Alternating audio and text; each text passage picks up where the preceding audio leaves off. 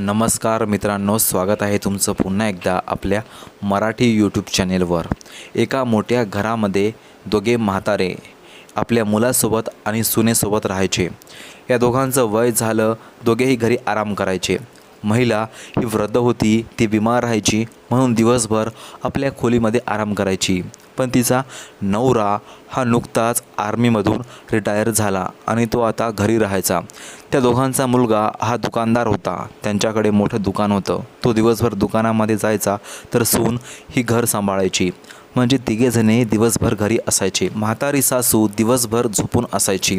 एका दुपारी सासू ही झोपेतून उठते आणि ती आपल्या सुनेला आवाज देते, पण सून कुठेही दिसत नव्हती। ती सुनेला जोरजोराने आवाज देऊ लागली, पण सून ऐकत नव्हती। त्यामुळे सासू स्वतः सुनेला शोधण्यासाठी निघाली। सूनबाईला पाहता पाहता सासू तिच्या बेडरूमकडे गेली। बेडरूमचा दरवाजा उघडा होता आणि सासू सरळ बेडरूममध्ये गेली। बेडरूममध्ये जाताच सासूच्या पायाखालची जमीनच सरकली, कारण सूनबाई तिच्या वृद्ध सासऱ्यासोबत नको त्या अवस्थेमध्ये बेडरूममध्ये दिसली। हे पाहून त्या म्हाताऱ्या महिलेला मोठा धक्का बसला। पण समोर एक भयंकर घटना घडली, जी घटना ऐकून तुम्हीसुद्धा हैराण होणार। नात्याला काळिमा फासणारी ही घटना ऐकून सगळेच लोक हैराण झाले। तर नेमकं काय आहे हे प्रकरण जाणून घेण्या अगोदर जर तुम्हीसुद्धा आपल्या या यूट्यूब चॅनेलवर नवीन असाल तर अगोदर सबस्क्राईब करा आणि हा व्हिडिओ शेवटपर्यंत बघा। तर ही घटना समोर आली आहे उत्तर प्रदेशच्या कुशीनगर जिल्ह्यातून। कुशीनगर जिल्ह्याचं जटाहा बाजार पोलीस ठाणे आहे आणि या जटाहा बाजार पोलीस ठाण्याचं अरिहोली असं एक छोटंसं गाव आहे। या अरिहोली गावामध्ये घरहू यादव हा व्यक्ती त्याच्या गुडिया नावाच्या बायकोसोबत राहायचा। या दोघांचं वय 60 वर्षांच्या जवळपास होतं। घरहू यादव हा अगोदर आर्मीमध्ये होता आणि तो नुकताच रिटायर झाला आणि आता तो घरी असायचा आणि त्याची बायको वृद्ध महिला ही बिमार असायची। त्यामुळे हे दोघे नवरा बायको घरामध्ये आराम करायचे। दोघांचा एक मुलगा आहे, मुलाचं नाव आहे दीपक। दीपकला त्यांनी दुकान टाकून दिलं आणि दीपक दिवसभर आपलं दुकान आपला बिझनेस सांभाळायचा। दीपकच्या बायकोचं नाव आहे गीता देवी। गीता देवी ही घर सांभाळायची आणि आपल्या सासू आणि सासऱ्यांची काळजी घ्यायची। दीपकच्या लग्नाला 3-4 वर्ष झाले, पण त्यांना एकही संतान नव्हती।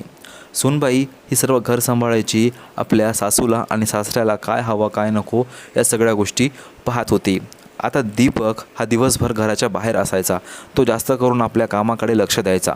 सकाळी 7-8 वाजता कामाला जायचा तर रात्री 9-10 वाजता घरी येत होता, कारण की दुकान चांगल्या प्रकारे चालायचं, त्यामुळे तो जास्त करून दुकानाकडे लक्ष द्यायचा। घरामध्ये तिची सासू आणि सासरा होता। सासू ही बिमार होती, त्यामुळे ती दिवसभर आराम करत असायची आणि जर तिला कुठेही जायचं असेल किंवा कोणत्याही वस्तूची गरज असेल तर ती फक्त आपल्या सासऱ्याला सांगायची। अशामध्ये सासरा आणि सून या दोघांमध्ये अधिक जमत होतं। सासरा आणि सून हे दोघे एकदम मित्र आणि मैत्रिणीसारखे राहायचे। यांचं नातं बाप लेकी आणि सासऱ्या सुनेचं होतं, पण तरी देखील हे दोघेजणे एकदम मोकळ्या प्रकारे एकमेकांसोबत वागत होते। हे दोघं एकमेकांच्या खूपच जवळ येत चालले होते। आता सासऱ्याला पण त्या सुनेमध्ये वासना दिसू लागली। त्याने आपल्या मनामधील वासना सुनेकडून शांत करण्याची विचार केला आणि सूनबाईला देखील त्या सासऱ्याकडून आपल्या गरजा पूर्ण करायच्या होत्या। यांचं नातं एक सून आणि सासऱ्याचं होतं। यांच्या वयामध्ये पण बराच फरक होता, पण या दोघांनी सर्व सीमा ओलांडल्या, नात्याला काळिमा फासली आणि दोघं एकमेकांसोबत शारीरिक संबंध ठेवतात। आता घरामध्ये यांच्यावर लक्ष ठेवणारा कोणीही नव्हता, त्या कारणामुळे हे दोघेजणे त्या गोष्टीचा फायदा घेऊ लागले। हे दोघेजणे दिवसभर एका खोलीमध्ये असायचे। ज्या वेळेस यांचं मन करायचं त्यावेळेस दोघेजणे एकमेकांसोबत शारीरिक संबंध ठेवायचे। रात्रीसुद्धा दोघं एकमेकांना भेटायचे, कारण की गीताचा नवरा हा माल आणण्यासाठी इकडे तिकडे जायचा आणि हप्त्याला 1-2 वेळेस तो बाहेरच्या ट्रिप पण करायचा। तो जास्त करून घरामध्ये लक्ष देत नव्हता, कारण की त्याचे 2-3 दुकान होते आणि मोठा बिझनेस होता आणि सासरा या गोष्टीचा भरपूर फायदा घ्यायचा। तो सुनबाईला एकदम बायकोसारखं वागवू लागला। त्याची पत्नी देखील म्हातारी होती आणि बिमार होती, त्या कारणामुळे त्याच्या गरजा त्याची बायको पूर्ण करत नव्हती आणि तो सासरा आपल्या सुनेकडून सर्व इच्छा आणि गरजा पूर्ण करू लागला। एका दिवशी म्हणजे तारीख होती 2 जानेवारी 2025ची, वार होता गुरुवार। त्या दिवशी ती सासू रोजच्याप्रमाणे घरामध्ये आराम करत होती. दुपारच्या वेळेस तिला एका वस्तूची गरज पडली आणि ती सुनबाईला आवाज देऊ लागली. पण सुनबाई तिच्या खोलीजवळ नव्हती आणि सुनेला आवाज गेला नाही. पण सासूला आवश्यकता होती. ती आपल्या जाग्यावरून उठते आणि सुनेला शोधण्यासाठी तिच्या खोलीकडे गेली. तिने अगोदर सर्व घर पाहिलं, पण सून कुठेही दिसली नाही. त्यामुळे ती सुनेच्या बेडरूमकडे गेली. तिला वाटलं की सुनबाई खोलीमध्ये असेल. ती चालत चालत खोलीमध्ये जाते आणि खोलीमध्ये पाहताच तिला दिसते तिचा नवरा तिच्या सुनेसोबत नको त्या अवस्थेमध्ये होता. या दोघांचं हे रूप पाहून त्या सासूच्या पायाखालची जमीन सरकते. ती ओरडू लागली आणि दोघांनाही शिव्या देऊ लागली.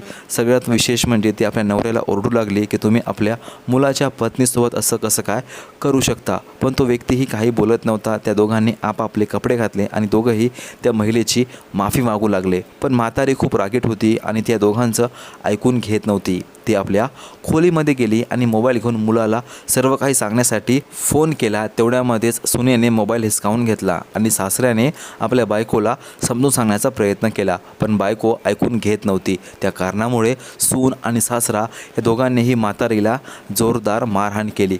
ही मारहाण खूप भयंकर होती.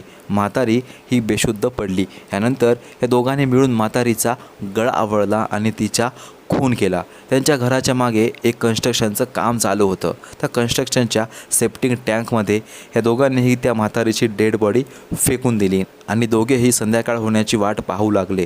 दोघांनी दिवसभर मिळून एक प्लॅन बनवला. प्लॅन असा होता की म्हातारी अचानक कुठेतरी निघून गेली आणि तिचा काही पण पत्ता लागला नाही असं त्या मुलाला सांगायचं, असं त्यांनी प्लॅन बनवला. संध्याकाळ होताच वडील त्याच्या मुलाला म्हणजे प्रदीपला फोन करतो आणि सांगतो की त्याची आई कुठेतरी निघून गेली. आता मुलाला हे ऐकल्यावर राहत नाही आणि तो सरळ आपल्या घरी येतो. घरी येऊन तो बायकोला विचारतो आणि वडिलांना विचारतो. तर दोघंही जण खूप चिंतित होते, रडू लागले होते. त्यामुळे तो आपल्या काही मित्रांना सोबत घेतो आणि आपल्या आईला शोधण्यासाठी तो गावामध्ये निघतो. तो सगळीकडे जाऊ आईला शोधण्याचा प्रयत्न करू लागला. त्याने जवळपासचे सगळे CCTV कॅमेरे चेक केले, पण त्यामध्ये कुठेही दिसत नव्हती. त्याने शेवटी पोलीस ठाण्यामध्ये तक्रार दाखल केली. तो एक मोठा बिझनेसमॅन होता, त्यामुळे त्याचे वजन जास्त होतं. नंतर पोलिसांनी सुद्धा या घटनेचं गांभीर्य लक्षात घेतलं आणि त्या म्हातारीला शोधण्यासाठी पोलीस निघाले. त्यांनी 2 दिवस इकडे तिकडे शोध घेतला, पण त्यांना घरच्यावर संशय आला नाही. शेवटी त्याने डॉग स्क्वॉडला ज्यावेळेस त्या घरामध्ये आणलं, त्यावेळेस पोलिसांचे श्वान घरामागं असलेल्या सेप्टिक टँककडे जाऊन भुंकू लागले. त्या ठिकाणी पोलिसांनी सेप्टिक टँक चेक केला, तर त्या टँकमध्ये पोलिसांना डेड बॉडी सापडली आणि चौकशीमध्ये सासरा आणि सून हे दोघेजणी आरोपी सापडले. या दोघांनीही जे काही त्यांनी गुन्हा केला होता, या गुन्ह्याची कबुली केली आणि त्यांना पोलिसांनी अटक करून योग्य ती कारवाई त्यांच्यावर केली आहे. बाकी ही सर्व घटना सांगणे म्हणजे कोणत्याही पवित्र नात्याला बदनाम करणे किंवा कोणाला परेशान करणे नाही, तर तुम्हाला सावधान आणि सतर्क करणे आहे की कशाप्रकारे लोक आपल्या वासनेच्या आहारी जाऊन आपल्या नात्यांना काळीमा फासतात आणि अशा प्रकारे गुन्हे घडवून आणतात. आणि एक वेळेस जर माणसाने चुकीचं पाऊल उचललं, त्यांनी या वासनेच्या आहारी जाऊन कोणत्याही म्हणजे आपल्या नात्यामध्ये कोणत्या महिलेसोबत म्हणा किंवा बाहेर कोणत्या व्यक्तीसोबत जरी अनैतिक संबंध स्थापित केले, तर त्यांना कोणीही दिसत नाही. त्यांना आपला नवरा, बायको, मूल, बाळ काही पण दिसत नाही. त्यांना फक्त आपला स्वार्थ आणि आपल्या गरजा माहीत असतात. त्यामुळे आजकाल ज्या घटना घडत आहेत, त्या घटनातून तुम्हाला हे सांगणे आहे की अशा अनैतिक संबंधापासून आणि अशा घटनापासून जेवढं दूर राहिलं तेवढं चांगलं आहे. बाकी कोणतंही चुकीचं पाऊल उचलण्याच्या अगोदर तुम्ही एक वेळेस तरी विचार करायचं की याचे परिणाम काय होतील.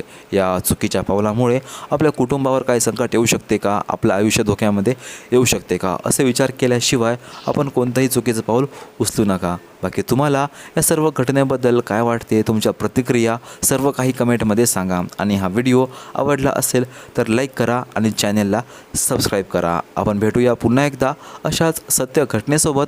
पण त्या अगोदर तुम्ही कमेंट सेक्शनमध्ये सांगा की तुम्ही आपली ही घटना महाराष्ट्रातील कोणत्या गावामधून पाहणार आहात, म्हणजे पुढच्या व्हिडिओमध्ये आम्ही तुमचं नाव घेऊ. तर भेटूया पुन्हा एकदा अशाच व्हिडिओमध्ये. जय महाराष्ट्र.